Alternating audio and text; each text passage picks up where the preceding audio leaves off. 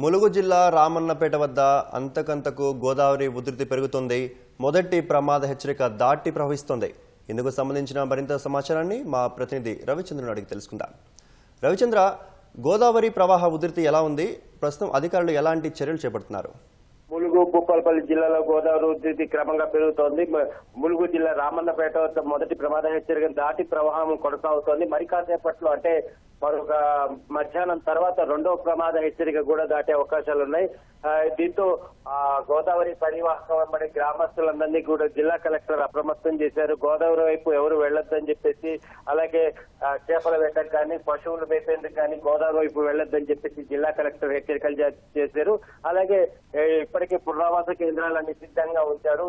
ఈ ఏదైతే రెండో ప్రమాద హెచ్చరిక దాటిన తర్వాత గోదావరి పరివాహక ప్రాంతాల్లో ఉన్నటువంటి వాళ్ళందరినీ కూడా పునరావాస కేంద్రాలకు తరలించేందుకు సిద్ధంగా ఉన్నారు. ముఖ్యంగా వెంకటాపురం, ఏటూరు నాగారం, కన్నాయిగూడెం, మంగపేట మండలాల పరిధిలోని గ్రామాలు నిత్యం అప్రమత్తంగా ఉండాలని చెప్పేసి జిల్లా కలెక్టర్ వారికి సూచించారు.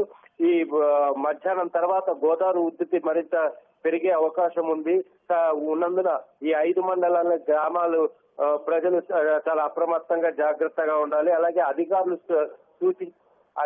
సూచించిన వెంటనే వారంతా కూడా పునరావాస కేంద్రాలకు వచ్చేయాలని చెప్పేసి జిల్లా కలెక్టర్ సూచించారు. అలాగే ఎలాంటి సమస్యలున్నా కూడా ఇమ్మీడియట్ గా కలెక్టరేట్ లో టోల్ ఫ్రీ నెంబర్ ఏర్పాటు చేశారు. అసలు దానికి సమస్య నివేదించి అధికారులు వెంటనే స్పందించి వారి దగ్గరకు వస్తారని చెప్పేసి జిల్లా కలెక్టర్ దివాకర్ సూచించారు. ఇక ములుగు జిల్లాలోనే పేరూరు వద్ద కూడా గోదావరి ఉధృతి క్రమంగా పెరుగుతోంది. 56 అడుగుల పైన నీటి మట్టం నమోదైంది.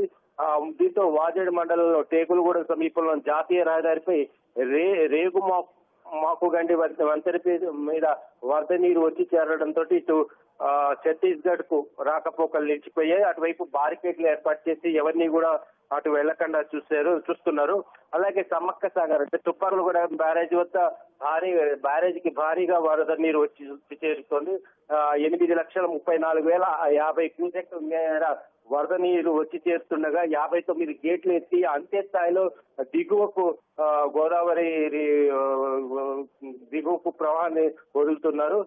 మొత్తం ఈ గోదావరి పరివాహకం ఉన్నటువంటి గ్రామస్తులని పూర్తి అప్రమత్తంగా ఉందని జిల్లా కలెక్టర్ ఆదేశించారు. ఇక భూపాలపల్లి జిల్లాలో కూడా గోదావరి చాలా ఉధృతంగా ప్రవహిస్తోంది. త్రివేణి సంగమం వద్ద ప్రాణహిత గోదావరి నదులు చాలా ఉధృతంగా ప్రవహిస్తున్నాయి. ముఖ్యంగా ఈ కాళేశ్వరంలో జ్ఞాన సరస్వతి, సాధారణ పుష్కర ఘాట్ల మీద మెట్ల మీద నుంచి ప్రవాహం ప్రవహిస్తోంది.